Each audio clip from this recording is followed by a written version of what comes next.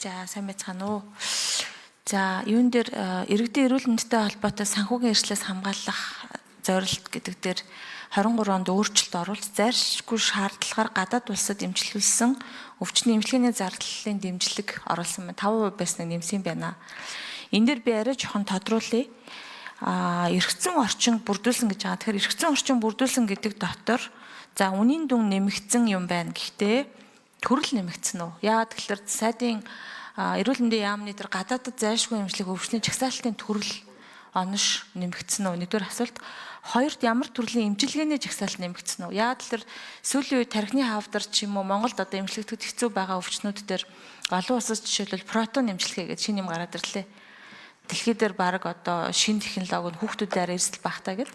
Тэгэхээр тэрэн дээр жишээлбэл манай жагсаалтанд буцаа олох нөгөө жагсаалтанд байдаггүй. Гэхдээ тэр бол айгүй эдийн засгийн одоо үр ашигтай юм байна л да. Тэгэхээр энэ шинэ зүйл дээр чинь өвчний төрөл нэмэгдсэн үү? Тэгээд эмчилгээний төрөл хоёр нэмэгдсэн үү? Ер нь нэмэгдэх үү гэдгийг би бас тодруулж асуумаар байгаа. За гуравт нь яг энтэй холбоотойгоор гадаад руу яг энэ чиглэлээр эмчилгээ хөөцөлтөд хандив босгоо явж байгаа энэ одоо Монгол иргэдэд гадаад иргэн яамнаас одоо Монголын төлөөлөгч консулын газруудаас ядаж тэр зөв эмнэлгийг олоод өгчдөг холбогддог ийм үйлчлэгээ ер нь байна уу? Энэ дээр та нар ямар арга хэмжээ төлөвлөж байгаа юм бэ гэдгийг асуумаар байгаа. Яагад гэвэл зарим хүмүүс бол луйвэрдуулж байгаа байхгүй юу? Одоо луйвэрдуулж шүү дээ. Зөв эмнэлгээ олж чадахгүй, оншин буруу, эмчин буруугаас болоод нэг ийм асуудал гараад байгааг нэлийн тодорхой ярихгүй бол энэ нь нөгөө асуултын маань үндсэн хуулийн 1, 2, 6 дээр бол энэ хүмүүсийн хувьд л асуудалтай байгаа. За нөгөө тал даатгалын асуудал дээр өөрийнхөө одоо архи тамхины буруу хэрэглэнээсээ болоод эрүүлжүүлэхийн үйлчилгээ авч байгаа, эмнэлгийн үйлчилгээ авч байгаа хүмүүсийн төлбөр эрүүл мэндийн даатгалын сангаас гардаг уу? За эсвэл одоо тий өөрийнхөө гин буруугаас болоод агаарын бохирлоос болоод амьсгалын замын өвчнөр хүндэрж байгаа цочмог одоо асуудлаар хүндэрж байгаа хүүхдүүдийн эрүүл мэндийн асуудал байгаа. Энэ хоёр хүн амын одоо нэг нь нас, нэг нь амьдралын таталтай холбоотой өвдсөн, нөгөөт нь өөрийн буруугаас биш болоор өвдсөн ийм хоёр хүн ам байгаа. Тэгэхээр бид нар эрүүл мэндийн даатгалын хамтын төлбөрийн асуудлыг ер нь ярих уу цаашдаа энэ дээр энэ дарааллыг ер нь хизээ хилцэх вэ гэдэг дээр бас сайдын бодол болон яамны зүгээс төлөвлөж байгаа ажил байвал сонсох хүсэлтэй байна. За Чимбуран сайд. За тусгай сантай холбоотой хууль эрх зүйн өөрчлөлтийг бол хийж амжсан. 8 дахь удаагийн парламентын сонгуулиуд бүрэлдсэн парламент 24 онд тусгай сан. За дээрэс нь энэ нөгөө гадаад эмчлүүлэх Монголд эмчилж чадахгүй гэдэг нэгэн зарлцсан хүмүүсийн эмчилгээний зардлыг насанд хүрэгчдийг 5-аас 20% болгосон, хүүхдүүдийг 5-аас 50% болгосон.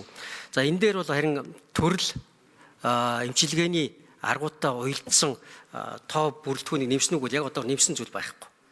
Гэхдээ эрүүл мэндийн яамнаас барьж байгаа бодлого бол бид одоо үндэсний зөвлөл эрүүл мэндийн ажилтны зөвлөл байгаад тэгээд түүгээрээ дамжуулаад нэгэнт Монголд эмчилж чадахгүй тохиолдлуудыг санхүүжилтийн зөвшөөрдөг олоодог болгоё гэдэг ажил хийгдэж байгаа. Жишээлх юм бол бид одоо өнөөдөр элэг сольж чаддаг болсон гэж яриад байгаа. Тэгтэл маш төвөгтэй байралтай цусны бүлэг тохироогүй ийм хүмүүсийг сольж чадахгүй л байгаа шүү дээ. Тэгэл гадаад явж байгаа. Тийм учраас эмчилгээний арга болгон өөр. Хүрц болгон эмчилгээний таагч болгон өөр байдаг учраас нэгэн чадахгүй гэж байгаа бол тухайлах юм бол одоо протон эмчилгээ. Протон эмчилгээ бол одоо туяа эмчилгээний сүүлийн том эмчилгээний арга. Ялангуяа залгуур хоолойны хэсгийн байрлалын хавдар, гүнд байрлаж байгаа тархины хавдар энтрий илүү нөлөө сайтай байдаг.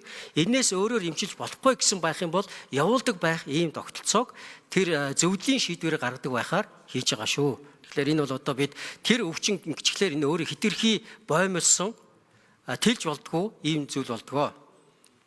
За эрүүл мэндийн яамнаас сүүлийн үед баримталж байгаа бас нэг бодол бол гадаад эмчлэх асуудал дээр энэ дилерүүд зуучилдаг байгууллагуудын үн тарифтай холбоотой тэгэл явдаг байдлыг зогсоохоор хөгжлийн төв дээр тусгайлан гадаад эмчлүүлэх энэ өвчнүүдийн асуудлыг хариуцсан департамент байгуулсан.